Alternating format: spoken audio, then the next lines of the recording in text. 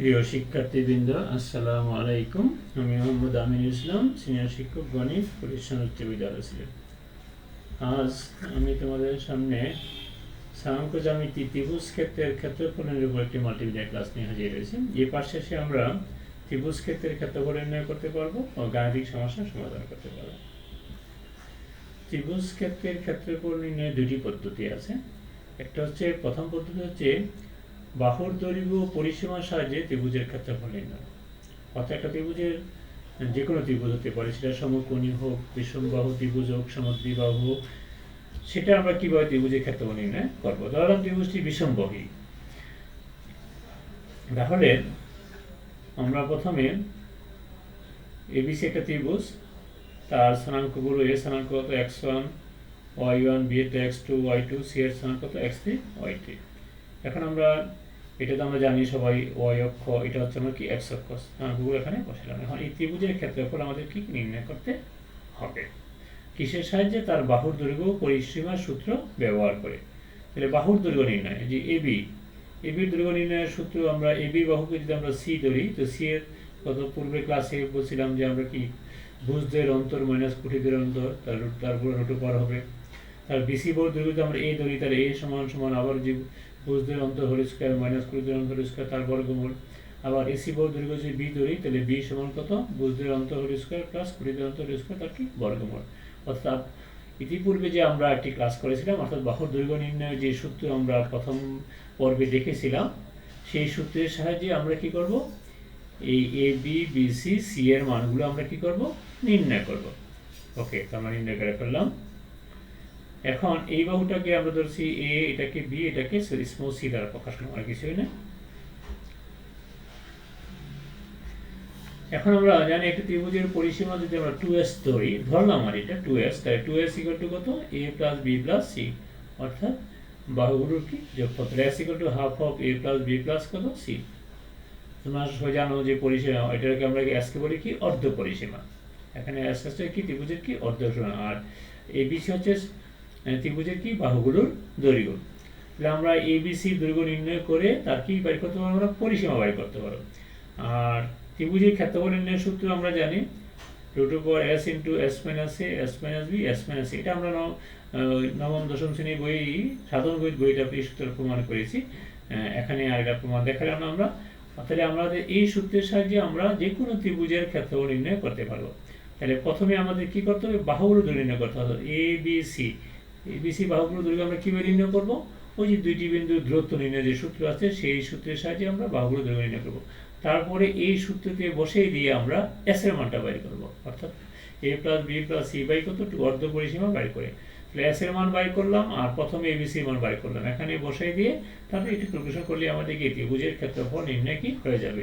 তাহলে আমরা প্রথম যে পদ্ধতিটা, সেটা হচ্ছে কি, ত্রিভুজের ক্ষেত্রফল নির্ণয়ের বাহুর দৈর্ঘ্য এবং পরিসীমা দেওয়া থাকলে, অথবা পরিসীমা বাহুর দৈর্ঘ্য সাহায্যে আমরা কি করতে পারি, ত্রিভুজের ক্ষেত্রফল নির্ণয় করতে পারি। আর স্থানাঙ্ক দেওয়া থাকবে সেখানে। এখানে তো একটা প্রয়োগ আমরা দেখাচ্ছি, একটি ত্রিভুজের তিনটি শীর্ষবিন্দু দেওয়া আছে, a 2 5, b হচ্ছে -1 1, আর c হচ্ছে কত 2 1। ত্রিভুজটি মোটামুটি একটি চিত্র অঙ্কন করো এবং পরিসীমা ও বাহুর দৈর্ঘ্যের মাধ্যমে ক্ষেত্রফল নির্ণয় করো। ত্রিভুজটি কোন ধরনের ত্রিভুজ চিত্র দেখে আন্দাজ করা। প্রথমে আমরা এই যে 2 5, আমরা জানি সকল হিসাবে আমাদের মূলবিন্দুতে করতে হচ্ছে 2 1 2, তারপরে 5 কত 1 2 3 4 5, এই 2 5 বসে গেলাম। তারপরে -1 1, মাইনাস যেহেতু আছে বাম দিকে যাবে -1 বসালাম, সেটা কীভাবে বসালাম। তাহলে একটা ত্রিভুজ হয়ে গেল। আন্দাজ করতে পারি এই ত্রিভুজটা কি, সমকোণী ত্রিভুজ হবে। আর সমকোণী ত্রিভুজ চেনে না, সে তো নবম দশম শ্রেণীতে পড়ার কি যোগ্যতা রাখি কিনা তার কাছেই প্রশ্ন রাখলাম। এখন আমরা এই যে সমকোণী ত্রিভুজের হওয়ার জন্য আমাদের কি একটি সূত্র আছে, এটা হচ্ছে আমাদের কি পিথাগোরাস সূত্র। অর্থাৎ পিথাগোরাস সূত্রের যদি এই ত্রিভুজটা মেনে চলে, তাহলে আমরা বলবো কি এটিকে একটি সমকোণী ত্রিভুজ। তাহলে আমাদের এই বি দৈর্ঘ্য বাইর করতে হবে, বিসি এসি বাইর করি, তারপরে আমরা পিথাগোরাস সূত্র কি প্রয়োগ করি। তাহলে প্রথমে বি এর দৈর্ঘ্য আমরা সি ধরলাম, ওই যে বিন্দু দূরত্ব দিয়ে আমরা কি সহজেই কি করলাম, এটা বের করে ফেললাম। এটা মান হচ্ছে কত 5, এটা তোমরা আগের ক্লাসে দেখেছি, তো এখানে আমরা এটা বিস্তারিত বললাম না। একইভাবে বিসি দৈর্ঘ্য বাই করলাম, তারপরে এসি দৈর্ঘ্য বাই করলাম, তারপরে আমরা কি এস এর মান বাই করলাম। এস ইকুয়াল টু কত, ওই সূত্র বলছিলাম A plus B plus C by কত 2, মানগুলো বসাইলাম, 2 দিয়ে ভাগ করলে কত 6। তাহলে অর্ধ পরিসীমা হচ্ছে আমার এস এর মান হচ্ছে কত 6। এই যে ক্ষেত্রফল সূত্র লিখলাম root over S into S minus A S minus B S minus কি সি। এস এর মান আমরা পেলাম কত 6, আর এবিসি মানগুলো এখানে পাইলাম। এসি এর মান 5, তারপরে এ এর মান 3, তারপরে বি এর মান কত আমাদের 4, এই মানগুলো বসাইলাম। বসাইলে আমরা একটু ক্যালকুলেশন করলে কি হয়ে গেল, ত্রিভুজের কি ক্ষেত্রফল। এটা হয়তো কাকতুলে মিলে গেছে অর্ধ পরিসীমার সাথে আমাদের কি এটা আমাদের কি মিলে গেছে, নাও মিলতে পারে। তাহলে আমরা কি ত্রিভুজের ক্ষেত্রফল আমরা কি 6 পেয়ে গেলাম। চিত্র থেকে আমরা বুঝতে পারি এটি একটি সমকোণী ত্রিভুজ। পিথাগোরাসের সূত্র উপাত্তের সাহায্যে এটি সহজেই প্রমাণ করা যায়।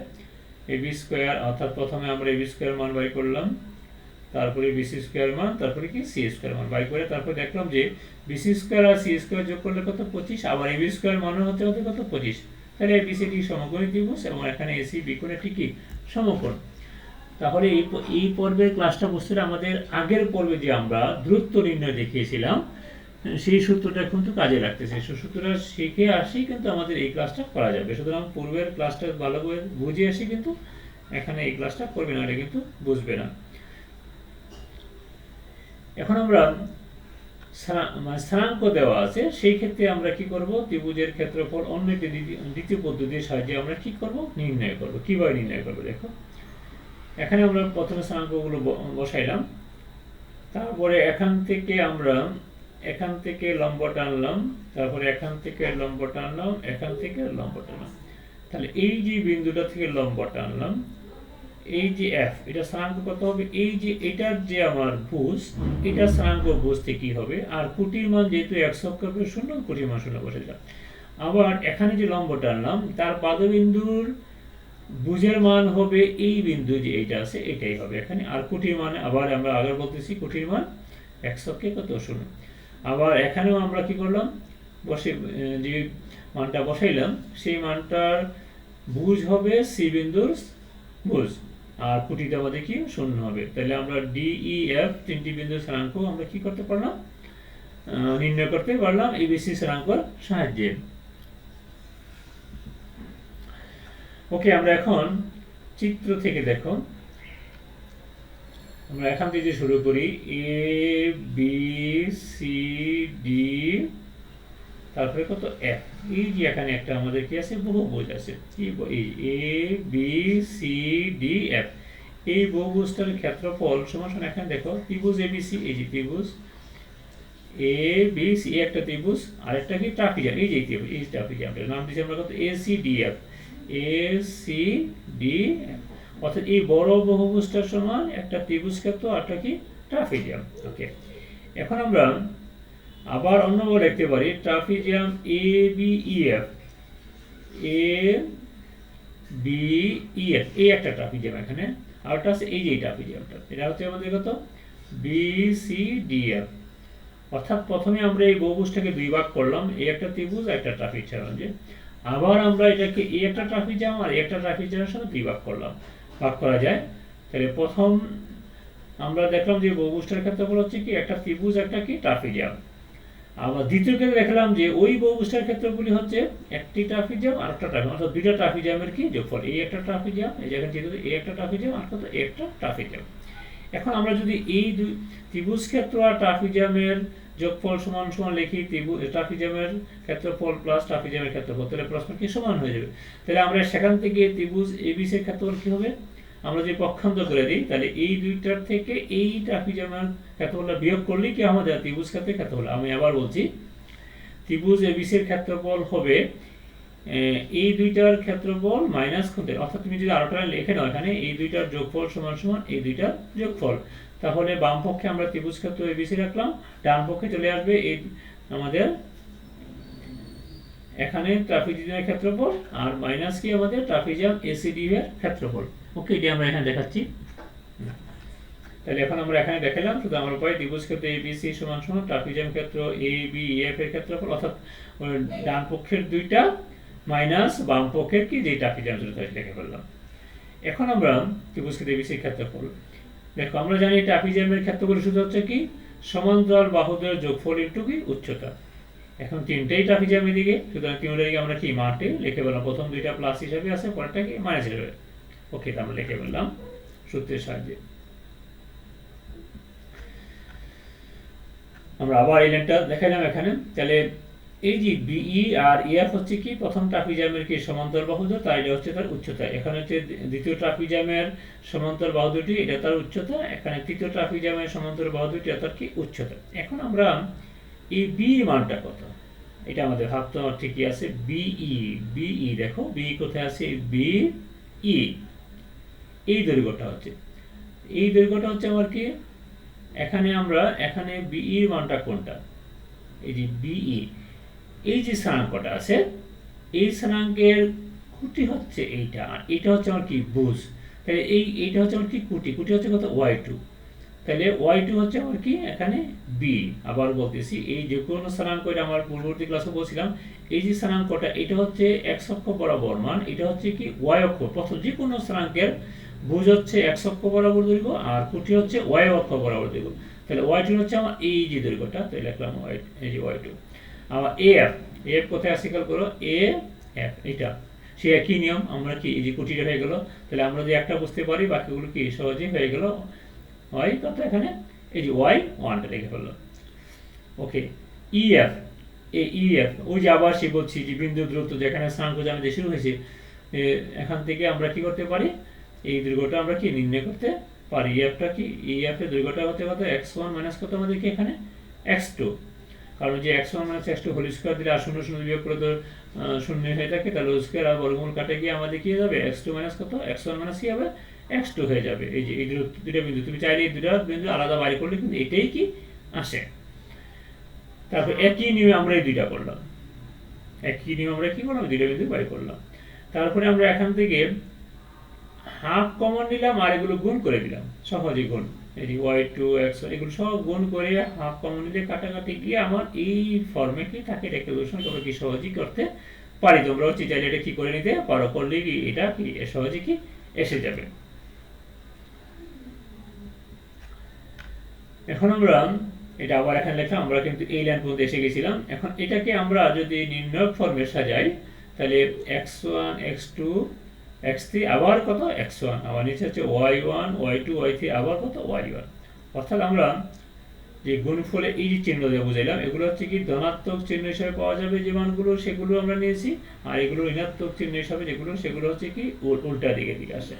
তাহলে এটা লেখার একটা সহজ, মনে রাখার সহজ পদ্ধতি হচ্ছে এই আমাদের যে প্রথমে আমরা ত্রিভুজের স্থানাঙ্কগুলো লিখলাম, প্রথম স্থানাঙ্ক x1 y1, তারপরটা স্থানাঙ্ক x2 y2, তারপরটা স্থানাঙ্ক x3 y3, আবার সেই প্রথম বিন্দু স্থানাঙ্কটা কি করবো লিখবো। তো অবশ্যই এখানে মনে রাখতে হবে যে এই বিন্দুগুলো ঘড়ির কাঁটার কি হবে বিপরীত দিকে নিতে হবে, যেটাকে আমরা বলি কি অ্যান্টি ক্লকওয়াইজ। এই নিয়মে নিলেই কিন্তু মানটা সঠিক হবে। আর যদি এই নিয়মে না নেও, ইচ্ছা মতো নেও, তাহলে মান অনেক সময় সঠিক আসতেও পারে, নাও আসতে পারে, মাইনাসও আসতে পারে। তাহলে মাইনাস তো আর ত্রিভুজের ক্ষেত্রফল হয় না, সেক্ষেত্রে আমরা কি পজিটিভ মান নেব, ত্রিভুজের ক্ষেত্রফল অলওয়েজ কি পজিটিভ। কিন্তু তুমি যে ঘড়ি কাটার, আমরা প্রশ্নে বলেই দিই যে ঘড়ি কাটার বিন্দু সমূহকে ঘড়ি কাটার বিপরীত নিয়ে ত্রিভুজের ক্ষেত্রফল নির্ণয় করো, সেক্ষেত্রে কিন্তু তুমি সঠিকভাবে বসাইতে হবে। আর না উল্লেখ থাকলে তুমি ইচ্ছা মতো বসেও তুমি ক্ষেত্রফল নির্ণয় করতে পারো, কাকতালীয়ভাবে তোমার ক্ষেত্রফল নির্ণয় হয়ে যেতে পারে প্লাস দিয়ে, না হলে মাইনাস দিয়ে, তারপর সেখান থেকে আমরা কি মাইনাসটা বাদ দিয়ে অমিট করে লেখা বলবো। তবে ঘড়ি কাটার বিপরীত দিয়ে লেখলেই তোমার কি সবচেয়ে সুবিধাজনক হবে। ওকে, তাহলে আমরা একটা সূত্র পেয়ে গেলাম, ত্রিভুজের ক্ষেত্রফল নির্ণয়ের সূত্র। এখন আমরা একটা ত্রিভুজের ক্ষেত্রফল নির্ণয়ের সূত্রের প্রয়োগ দেখাই দিই। আমরা তিনটি বিন্দু স্থানাঙ্ক দেওয়া আছে, এ এর মান, বি এর মান, সি মান, ত্রিভুজের ক্ষেত্রফল নির্ণয়। আমরা এগুলো কি করলাম, প্রথমে বসাইলাম, বসানো তোমরা জানো। তারপরে আমরা প্রথম এই যে ঘড়ি কাটার বিপরীত দিকে আমরা যে কোনো জায়গাতে শুরু করতে পারি, এ বি সি ডি। যদি এখান থেকে শুরু করি তাহলে এইটা, এরপরে এটা, তারপরে কোনটা এইটা। আবার যদি এখান থেকে শুরু করি তাহলে প্রথমে এটা, তারপর এটা, তারপর এটা, আবার কি এটা। অর্থাৎ যে কোনো জায়গা থেকে শুরু করি, আমাদেরকে খেয়াল করতে হবে যে ঘড়ি কাটার বিপরীত দিকে যেন কি হয়। তাহলে আমরা এগুলো বসাইলাম, এগুলো সব মিলিয়ে আছে। এখানে এই যে 2 3, তারপরে 5 6 -1 4 আর কত 2 3, এটাও সব কত মিলে গেছে। তারপরে আমরা কি বসাবো, এই যে 6 2 12 4 5 20 মাইনাস 1 কত 3 প্রথম গেল। তারপর সূত্রের জন্য মাইনাস 3 পাঁচে কত 15, 6 কে 6 সূত্রে মাইনাস আর মাইনাসে কি প্লাস হয়ে গেল 6, আবার সূত্রের মাইনাস 4 দিনে কত 8। বাকি কাজটা অবশ্যই তোমরা কি সহজেই করতে পারবে। তাহলে কত হলো তো 6 একক। একটি ত্রিভুজের 3টি শীর্ষবিন্দু দেওয়া আছে এবং এর ক্ষেত্রফল দেওয়া আছে কত 4 আর এর মান নির্ণয়, অর্থাৎ একটি স্থানাঙ্ক যদি আর এর মান নেয় অর্থাৎ কোটি সি বিন্দুতে কোটির মান নেয়, তাহলে আমরা প্রথমে এটার ক্ষেত্রফল বের করি। ক্ষেত্রটা বের করলাম আগের নিয়মে। তাহলে ক্ষেত্রফল দেওয়া আছে কত আমাদের 4 একক। তাহলে প্রশ্নের মধ্যে এটা সমান লিখলাম 4 একক। তাহলে এখান থেকে আমরা সহজে কি আর এর মানটা কি করতে পারি বের করতে পারি। যেহেতু ক্ষেত্রফল পরম মান দিয়ে লিখতে, আর পরম মানের মান সবসময় আমরা কি পজিটিভ অথবা নেগেটিভ হিসাবে আমরা কি লিখে থাকি। এখন তো আর এর মান দুইটাই হতে পারে, 0 অথবা কি 4, অর্থাৎ স্থানাঙ্কটা আর এর মানটা এককের যে কোনো দিকে কি দুই দিকে হতে পারে। এই জন্য কি হয়েছে এখানে আর এর মান দুইটা এসেছে। তোমরা 11.2 এর 1, 6, 7 এই যে অঙ্কগুলো আলোচনা করলাম, এই অঙ্কের আলোকে সূত্রের আলোকে তোমরা এই 3টে অঙ্কগুলো কি করবে। আগামী পর্বে আমরা আবার কি চতুর্ভুজ আয়তক্ষেত্র বা যে কোনো বহুভুজের ক্ষেত্রফল নির্ণয়ের সূত্র, তাকে প্রমাণ এবং তার ব্যবহারিক প্রয়োগ কি দেখে দেবো। সকলকে ধন্যবাদ জানিয়ে এখানেই শেষ করছি। আল্লাহ হাফেজ।